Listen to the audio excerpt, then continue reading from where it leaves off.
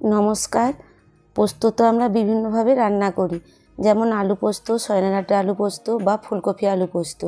কিন্তু শীতের শেষে বসন্তের শুরুতে সজনা ফুল পাওয়া যায় বেশ সুন্দর টাটকা। সেই সজনা ফুল দিয়ে আমি আলু পোস্ত বানাবো, আলু, বকলি আর সজনা ফুল দিয়ে। প্রথমে আমি বকলিগুলো কেটে নিচ্ছি সরু সরু করে, এইভাবে দেখুন বেশ কেটে নিলাম ভালোভাবে। তারপরে আমি ওর সাথে একটু আলু দেবো আর সজনা ফুল দেবো আর একটু কাঁচা লঙ্কা দেবো। বকলিগুলো আমার কাটা হয়ে গিয়েছে। এর সাথে একটু আলু দেবো। আলুগুলো আমি ছোট ছোট চৌকো চৌকো করে কেটে নিচ্ছি, এইভাবে দেখুন। খুব বেশি আলু দেবো নি, অল্প করেই দেবো। এবার আমি শিলনোড়াতে পোস্তটা বেটে নিচ্ছি।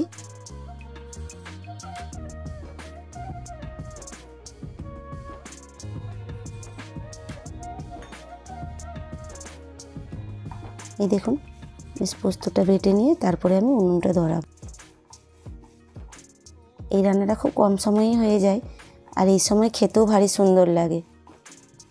সজনা ফুল তো 12 মাস পাওয়া যায়নি, এই শীতের শেষ আর বসন্তের প্রথমেই সজনা ফুলটা ভালো পাওয়া যায়।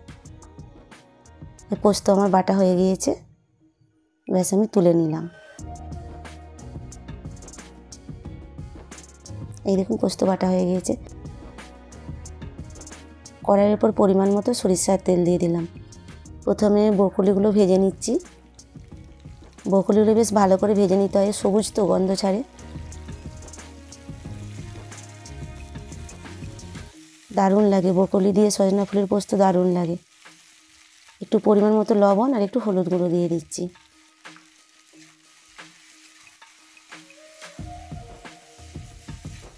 উনুনটা খুব সুন্দর জ্বলে গেছে দেখুন, আর খুব তাড়াতাড়ি রান্না হয়ে যায় উনুনে রান্না করলে। এই দেখুন ভাজা ভাজা হয়ে গিয়েছে।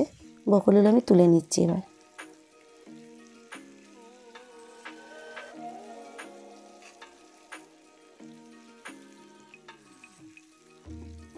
এরপর আমি আলুগুলোর উপর তুলে দেবো। আলুগুলো একটু ভেজে নেব।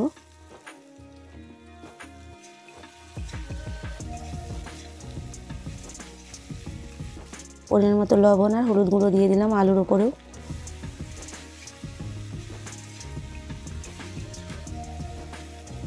এবার আমি সজনা ফুলগুলো এই আলুর সাথে দিয়ে ভালো করে একটু ভেজে নেব।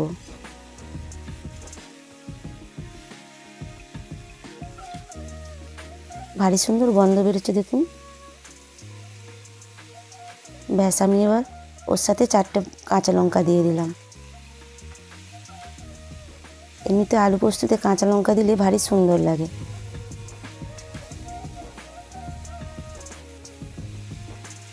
ব্যাস আমি পরিমাণ মতো জল দিয়ে দিচ্ছি। জলটা একটু বেশি পরিমাণেই দিচ্ছি, কাঠের উনুন তো।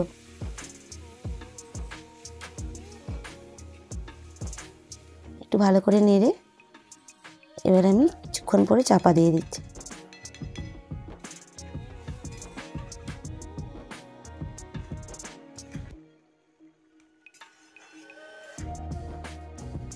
আলুটা অনেকটাই সেদ্ধ হয়ে গিয়েছে, এখন একটু সেদ্ধ হবে ভালোভাবে।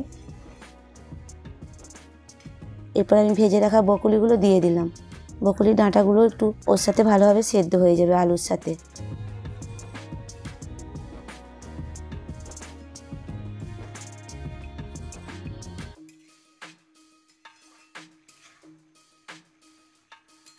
ভালো করে নেড়ে নিচ্ছি।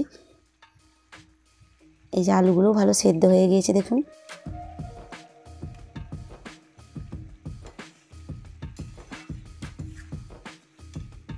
এবার পরিমাণ মতো আমি একটু কাশ্মীরি লঙ্কা গুঁড়ো দিয়ে দিচ্ছি।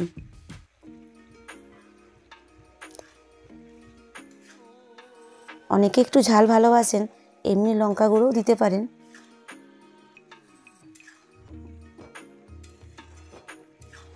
একটু ভালো করে নেড়ে নিচ্ছি। এবার আমি পোস্ত বাটা ওর উপর তুলে দিলাম, দিয়ে ভালো করে নেড়ে নিচ্ছি। বেশ একটু শুকনো শুকনো যখন হয়ে আসবে আর একটু পরে আমি নামিয়ে দেবো।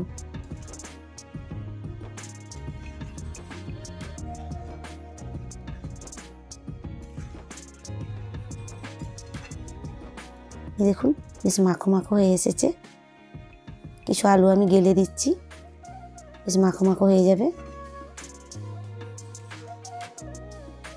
এই রান্নাটা একটু মাখা মাখা হলে ভালো লাগে। এই দেখুন আমার সজনাপুর বকরি আলু পোস্ত বানানো হয়ে গিয়েছে।